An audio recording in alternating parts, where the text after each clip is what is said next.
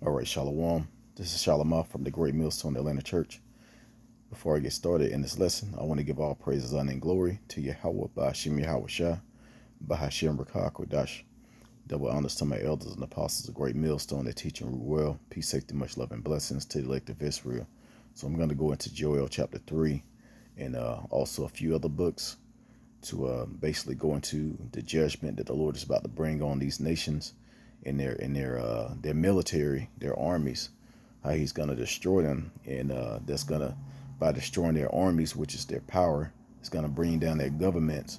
And that way Israel will be put in rulership and the kingdom is going to be established on earth. So without further ado, chapter 3 and verse 1 of Joel says, "For behold, in those days and in that time, when I shall bring again the captivity of Judah and Jerusalem." So this is going to be when the Lord is going to be bringing the captivity of the 12 tribes of Israel, the northern tribes, the southern tribes. And, the Lord is going to basically put us back in our land. But before that happens, it's going to be all out destruction and judgment going on with these other nations. Verse 2 says, "I will also gather all nations and will bring them down into the valley of Jehoshaphat." And that word Jehoshaphat is Yahawah Shaphat, meaning God's judgment or the Most High's judgment. Let's see if I could pull that up real quick.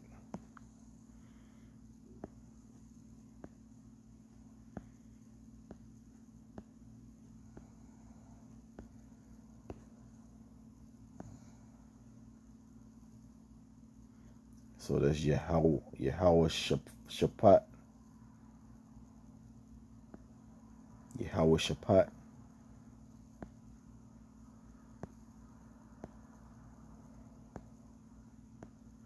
And it says Jehovah has judged, but it's Yahweh has judged, or he that is has judged. So, hey, that's talking about the Lord bringing judgment. There's going to be a valley, which is a low area or a low land, and it's going to be fought over there in the Middle East, which is they're already fighting over there. That's why that's what made me want to go into this, because it's the beginning. What's going on there is the beginning of World War III. So this is going into World War III. It says, "I will also gather all nations and will bring them down into the valley of Jehoshaphat and will plead with them there for my people and for my heritage Israel, whom they have scattered among the nations and parted my land." So that's letting you know that the Lord is not dealing with all these nations. There's one power. There's one creator. So we talking about the highest power. He's not for all you nations. He's against you nations because what you have done to his people. And it's going to go into that in a few chapters down. But before I go into that, I want to go into Isaiah 66. And I'm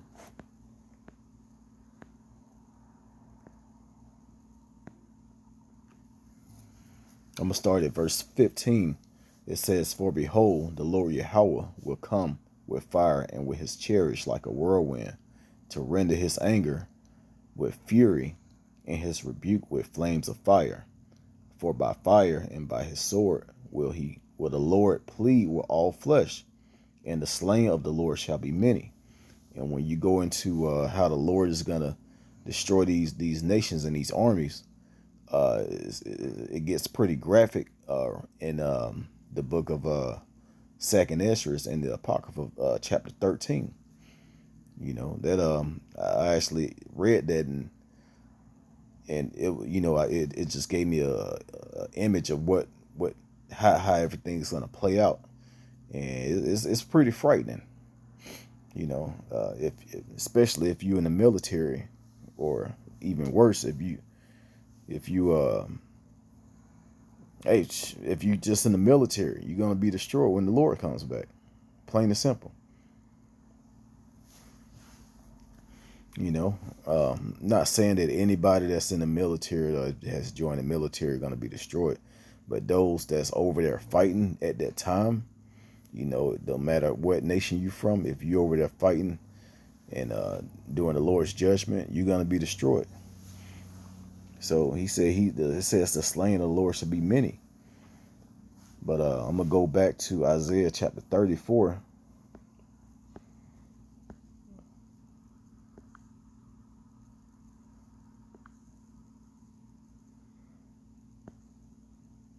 It says, "Come near, ye nations, to hear and hearken, ye people. Let the earth hear, and all that is therein, the world and all things that come forth of it. For the indignation of the Lord Yahawah is upon all nations, and his fury upon all their armies. He had utterly destroyed them. He had delivered them to the slaughter." And it says, "Their slain also shall be cast out, and their stink shall come up out of their carcasses, and the mountains shall be melted with their blood." And the mountains represents governments. So it says the mountains are going to be melted with their blood, you know, by the blood of the armies, you know, basically the power being broken down that's going to bring down the governments. And then next thing you know, it's going to be nuclear war. But I'm not going to go into that in this lesson. I'm going to just stick to Joel in World War III, the beginning of World War III. So I left off at verse 3. It says, "And they have cast lots for my people, and have given a boy for an harlot, and sold a girl for wine that they may drink." So these other nations, when they traded the Israelites, and that not just the tribe of Judah, you know, the so-called Negroes, but also, you know, these Native Americans and Hispanic tribes as well. You know, when Esau came over here, he didn't bring gifts. He came over here to steal. And with that, he raped, robbed, and murdered all people. And before that, before we was given into the hands of Esau, we was in the hands of the Hamites and Ishmael. You know, these so-called Arabs and these African nations. So the Lord, you know, he has a long list of judgment for these other nations. And it says, verse 4, "Yea, and what ye have to do with me, O Tyre and Zidon, and all the coast of Palestine, I will render a recompense. And if ye recompense me swiftly and speedily, will I return your recompense upon your own head." So the Lord has nothing to do with those that Tyre and Zidon. Those are African nations, you know, from the tribe of Ham. You know that they those are Hamites. Those are so-called Africans, which are people from the tribe of Judah. Negroes claim to be Africans because what the so-called white man has put in our heads, that we're African Americans. We're not Americans and we're not Africans. We're Hebrew Israelites. You know, that heritage was stripped away from us from this devil, or by this devil.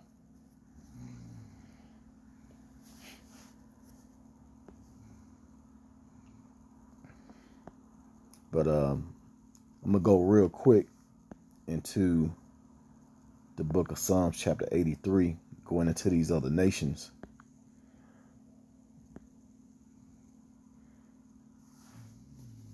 I'm gonna start at verse 2. It says, "For lo, thy enemies make a tumult, and they that hate thee have lifted up the head." Hey, that's going on now. That's been going on. But the Lord is about to bring these other nations low, and He's gonna name all the nations, letting you know that the enemy of our people and of the Lord are all the nations of the earth outside of Israel. It says, "They have taken crafty counsel against thy people. and consulted thy against thy hidden ones. They have said, come and let us cut them off from being a nation, that the name Israel may be no more in remembrance. They have consulted together with one consent, that they are confederate against thee. So all these nations are our enemies. That's why when we get put into rulership and rule over the earth, they're gonna be beneath us. They're gonna be our servants, because we were once their servants. We built up their kingdoms. They're gonna have to build up our kingdom. And it says, verse 6, the tabernacles of Edom. And every time the Lord goes into judging these other nations, Edom is always first. Edom, the so-called white man today, and the Ishmaelites, those Ishmaelites are those so-called Indians over there in India. Moab, the so-called Chinese man, and the Hagarees. See if I can pronounce that wrong. Hagarenes. Salakia. It says Gabal, Gibel, and Ammon, and Amalek. The Palestines with the inhabitants of Tyre. It named Amalek in there also. And the Lord has had these so-called Jewish people fighting the whole time since they've been in our land.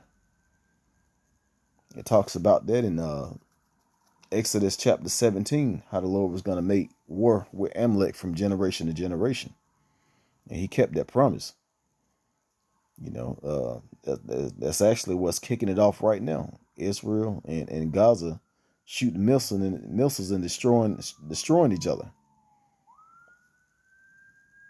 But real soon, that's going to escalate. United States still has that beef with Russia, for what Russia did with Ukraine. Also China, Iran, North Korea. All these nations are going to come up against United States real soon and destroy this place. But as I go down, it just gives a basically naming all other nations. So I'm gonna go back to Joel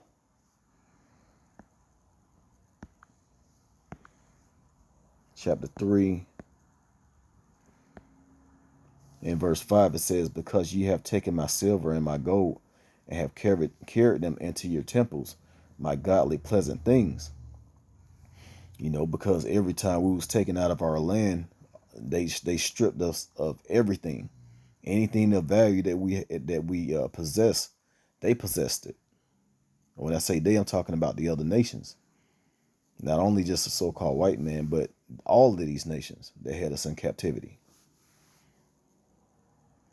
So hey, we're gonna get back what was taken from us, and we're gonna rule over you people, and we're gonna teach you how to act, because right now you don't know how to get along. You stay shooting missiles and stay at war with each other. But when the Lord put the righteous back in order, everything is going to fall in order, in perfect order. It says, verse 6, the children also of Judah and the children of Jerusalem have ye sold unto the Grecians, that ye might remove them far from their border.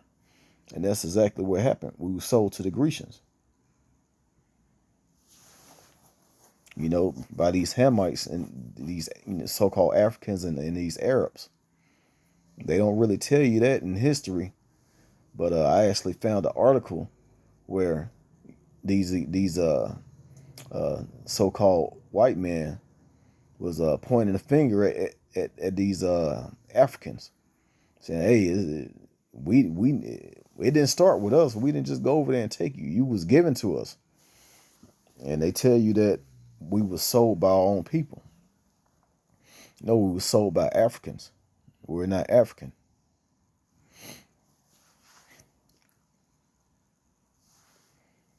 So, hey, the Lord has a great judgment plan for these other nations. But I'm gonna continue. It says, "Behold, I will raise them out of the place where ye have sold them, and will return your recompense upon your own head." So, hey, that slavery is coming for you people, for you other nations.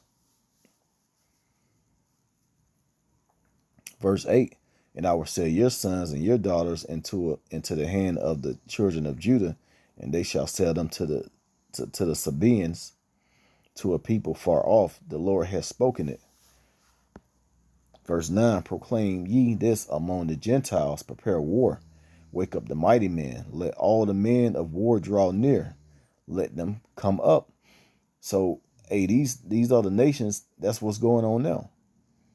They trying to see who has the most strongest, fastest missile that can do the most destruction. Drones that can be flown and not picked up on satellites. These warships, these aircraft carriers and these warships, they stay on the water now. They stay on these borders because they ready to go.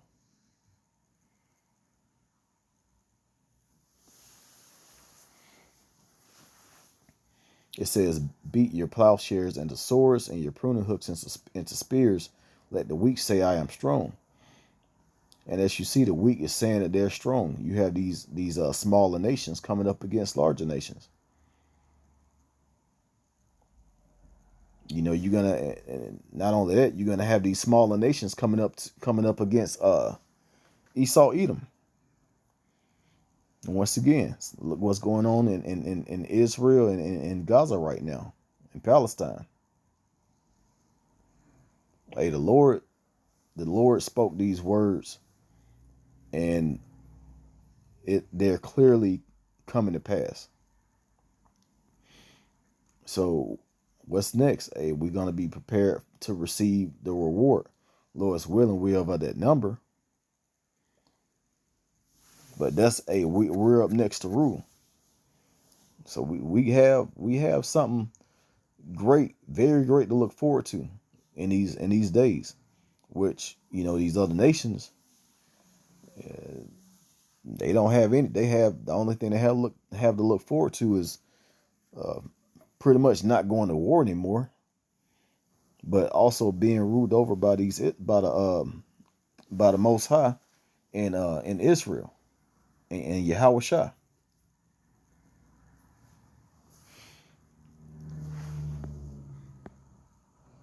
"Assemble yourselves together," or it says, "Assemble yourselves and come, all ye heathen, to gather yourselves together round about. Thither cause thy mighty ones to come down, O Lord." So, hey, all these heathen nations, they getting ready. They getting ready. I'm gonna go to something real quick. Obadiah chapter 1 says, "For the vision of Obadiah, thus said the Lord Yahawah concerning Edom, we have heard a rumor from the Lord Yahawah, an ambassador is sent among the heathen. Arise ye, and let us rise up against her in battle." So, hey, Edom is about to be destroyed.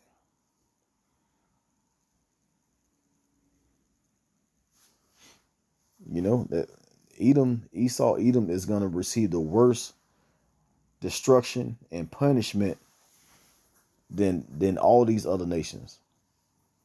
So if you're a so-called white man and your bloodline goes back to Edom, you should be having the time of your life right now.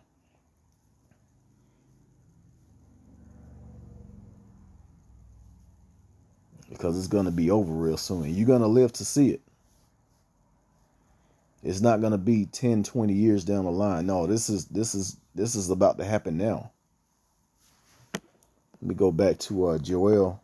Let me try and finish this up.